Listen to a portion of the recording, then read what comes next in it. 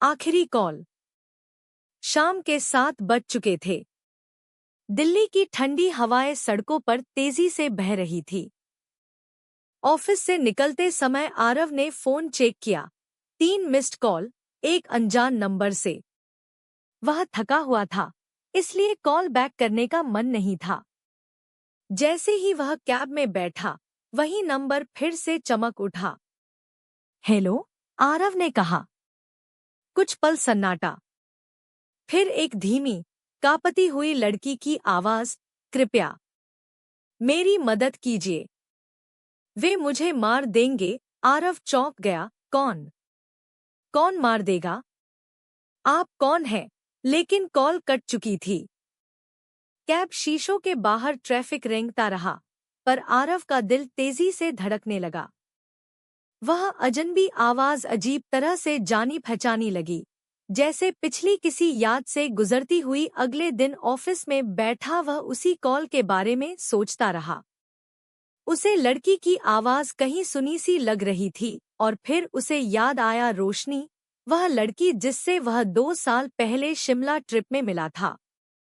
सुनहरी आंखें, मुस्कुराते हुए बोलना और अचानक बिना अलविदा कहे गायब हो जाना। उसकी आवाज कुछ वैसी ही थी। शाम को फिर उसी नंबर से कॉल आई। इस बार आरव ने तुरंत उठाया। रोशनी, वह लगभग फुसफुसाया। दूसरी तरफ हल्की सी हाफती आवाज आई। हाँ, मैं रोशनी। आरव, मुझे बस तुम पर भरोसा है। मैं अचानक किसी आदमी की जोरदार चीख सुनाई दी। फोन बंद कर, अभी के अभी। रोशनी चीख उठी और कॉल कट गई। आरव का दिल बैठ गया। दूसरे दिन वही नंबर बंद जा रहा था। आरव पूरी रात सो नहीं पाया। सुबह उसे एक व्हाट्सएप मैसेज मिला, उसी नंबर से। Emergency, MG road lockers, code 1975, मेरी फाइल ले लो। इसके साथ एक लोकेशन पिन थी। आरव बिना देर किए एमजी रोड पहुंच गया। वहां एक प्राइवेट स्टोरेज बिल्डिंग थी। वह अंदर गया और कोड 1975 डालकर लॉकर खोला। अंदर एक लाल फाइल, एक पेन ड्राइव और एक खून लगे रुमाल थे। रुमाल देखकर उसकी सांस रुक गई। उसी फाइल पर लिखा था, वी डॉट के group, human trafficking dossier. Aarav हड़बड़ा गया। रोशनी एक खतरनाक गैंग के पीछे थी, या उनके चंगुल में फंसी हुई। वह फाइल लेकर बाहर निकला ही था कि उसे लगा कोई उसका पीछा कर रहा है। उसने कदम तेज किए। एमजी रोड की भीड़ में काले कपड़ों में 2 आदमी धीरे धीरे उसके पीछे बढ़ रहे थे। आरव को शक पक्का हो गया। वह भागा पूरी ताकत से। वह एक तंग गली में घुसा। गली सुनसान थी। पीछे से कदमों की आवाज और तेज होती गई। फाइल दे दो वरना गोली मार देंगे, उनमें से एक चिल्लाया। आरव ने पास रखी ईंट उठाई और पूरी ताकत से उनकी तरफ फेंकी। फिर वह एक दुकान की सीढ़ियों पर चढ़कर पीछे की तरफ से निकल गया। बाईं ओर भागते हुए उसे सड़क पर ऑटो दिखा। चलो, जल्दी चलो, वह चिल्लाया।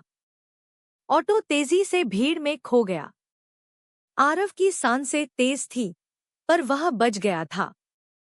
घर पहुंचकर उसने पेन ड्राइव लैपटॉप में लगाई।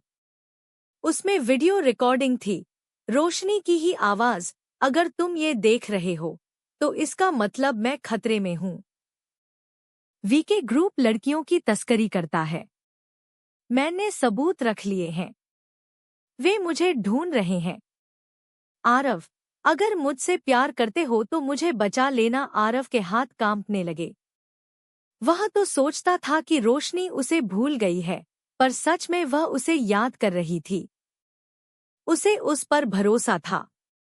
वीडियो में रोशनी का चेहरा थका हुआ था, आंखों के नीचे काले धब्बे। वह किसी फैक्ट्री जैसी जगह में बंद थी। फुटेज के आखिरी सेकंड में एक बोर्ड दिखा, कला इंडस्ट्रियल एरिया, यूनिट 4, यही उसका अगला कदम था। रात के 10 बजे वह बाइक लेकर इंडस्ट्रियल एरिया पहुंचा। पूरा इलाका वीरान, हवा में जंग और तेल की गंध। यूनिट 4 एक पुरानी फैक्ट्री थी। टूटी खिड़कियों के पीछे से हल्की रोशनी आ रही थी। आरव धीरे धीरे अंदर दाखिल हुआ। अंधेरा, टूटे मशीनों की आवाजें और कहीं दूर किसी लड़की की धीमी सिसकियां, वह आवाज रोशनी की लग रही थी। उसी समय 2 हथियारबंद आदमी अंदर आए। उस लड़की को पिछली रूम में रखते हैं, बॉस को बुलाओ। आरव जल्दी से मशीन के पीछे छिप गया। वह आदमी चलने लगे। उनके जाने के बाद वह दबे पांव उसी दिशा में बढ़ा। वहां एक पुराना कमरा था। लोहे के गेट के पीछे एक लड़की बंधी हुई थी। वह रोशनी ही थी। रोशनी, आरव ने धीरे से कहा। वह चौंकी, फिर उसकी आंखें भर आईं। आरव, मुझे पता था तुम आओगे। आरव ने तुरंत रस्सियां काटी। रोशनी उसके कंधे से लगकर रो पड़ी। वे मुझे बेचने वाले थे। मैंने सबूत चुरा लिए थे, इसलिए मुझे पकड़ लिया। तभी पीछे से भारी आवाज आई। वाह, कितना प्यार है तुम दोनों में। वे मुड़े। एक लंबा, खूंखार सा आदमी गन लिए खड़ा था।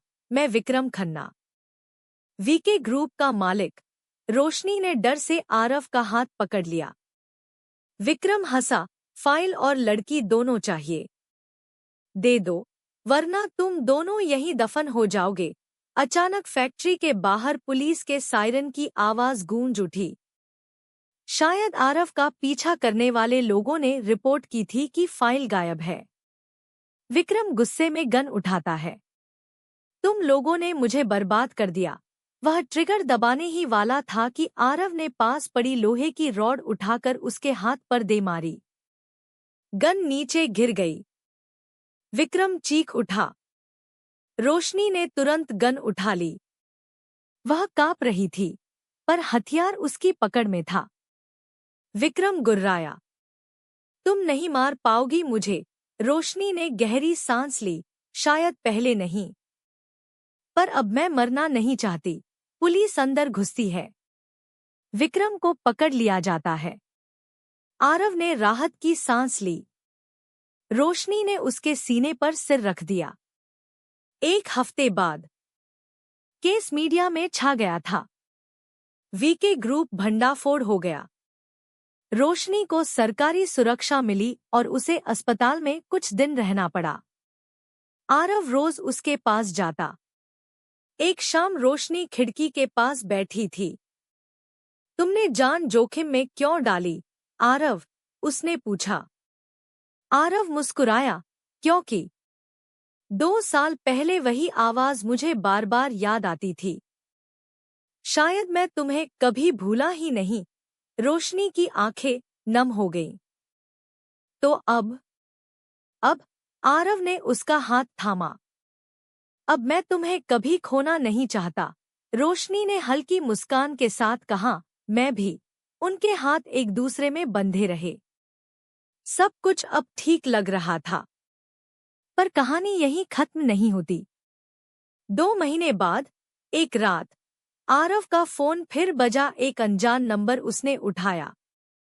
हेलो, दूसरी तरफ एक लड़की की आवाज थी। क्या आप आरव बोल रहे हैं? मैं रोशनी की दोस्त अनन्या हूँ। रोशनी गायब हो गई है। उसने आखिरी बार आपको कॉल करने की कोशिश की थी। आरव का दिल धड़कना बंद सा हो गया। क्या? कब? आज सुबह। और उसने कहा था कि कोई उसका पीछा कर रहा है। फिर लाइन कट गई। आरव धीरे धीरे कुर्सी पर बैठ गया। कॉल स्क्रीन पर अननोन कॉलर चमक रहा था। वह समझ चुका था वीके ग्रुप खत्म हुआ था, पर उसके दुश्मन अब भी जिंदा थे। और रोशनी फिर खतरे में थी। वह उठा, कोट पहना, बाइक की चाबी उठाई इस बार वह तैयार था, किसी भी हालत में, क्योंकि यह सिर्फ प्यार नहीं था, यह एक वादा था।